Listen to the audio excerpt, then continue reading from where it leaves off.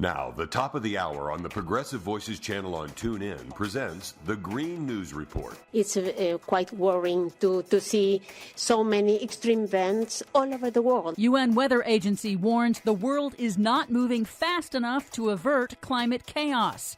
North Carolina storm damage tops $7 billion. Plus, new study finds Biden's climate policies will save 200,000 lives from air pollution. All of that life-saving news and more straight ahead from BradBlog.com. I'm Brad Friedman. And I'm Desi Doyen. Stand by for 6 minutes of independent green news, politics analysis, and snarky comment. Kamala Harris, has always been for eliminating the combustion engine and mandating EVs. That's what she's been for her whole life. And it's crushed thousands of jobs in states like Michigan. Wow, it's crushed thousands of jobs, and there isn't even a mandate yet. News report. Okay, Desi Doyen, Kamala Harris is so strong she is crushing jobs with just the power of her mind.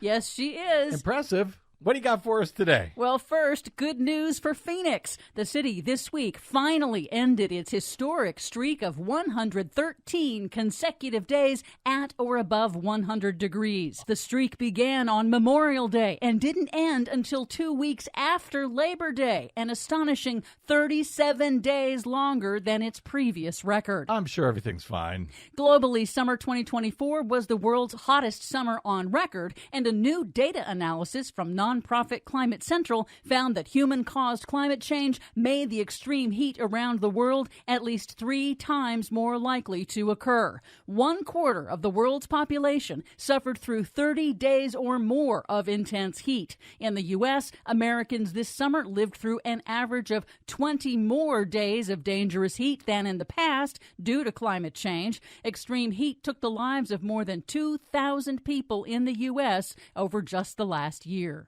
In North Carolina, cleanup is underway from the unnamed tropical storm that spun up suddenly, unleashing deadly flooding. Preliminary estimates indicate it caused $7 billion in damage. The U.S. has now seen 21 extreme weather disasters so far this year that have racked up at least $1 billion in damage. Wow, we ought to think about mandating EVs. While Central Europe is still grappling with historic floods from an unprecedented storm, Portugal this week declared a state of emergency as more than 100 deadly wildfires rage out of control amid hot and dry conditions. Over in Brazil, the worst drought on record has lowered the Amazon River to all-time lows, and some tributaries have dried up completely. In Ecuador, the government will impose nighttime blackouts nationwide as the worst drought in decades curtails the country's hydroelectric plants.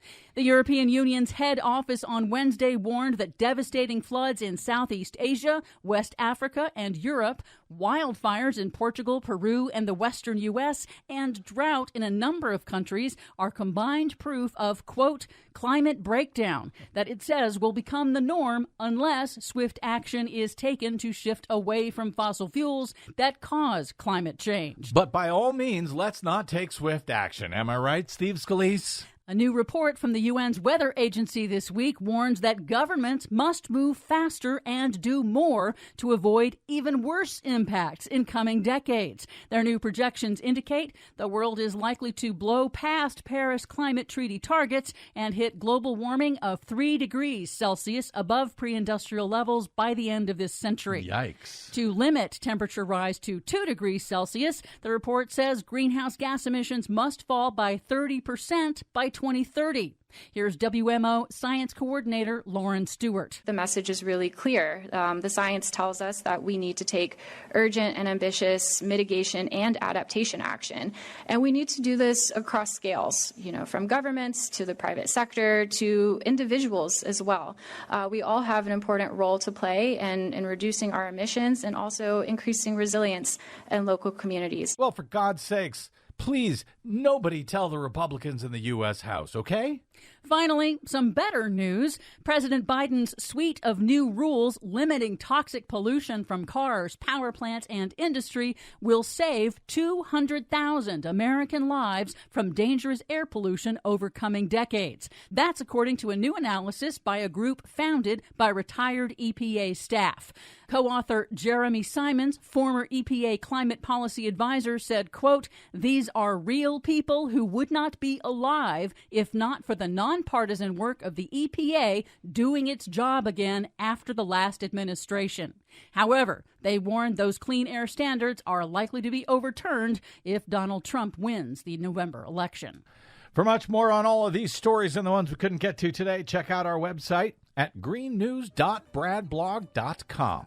I'm Brad Friedman. And I'm Desi Doyen. And this has been your Green News Report. PV brings you the best progressive audio and video in one free stream. Stephanie Miller, Tom Hartman, Randy Rhodes, David Packman, Brad Friedman, and more. Search Progressive Voices on the TuneIn app. Download the free Progressive Voices app or go to progressivevoices.com.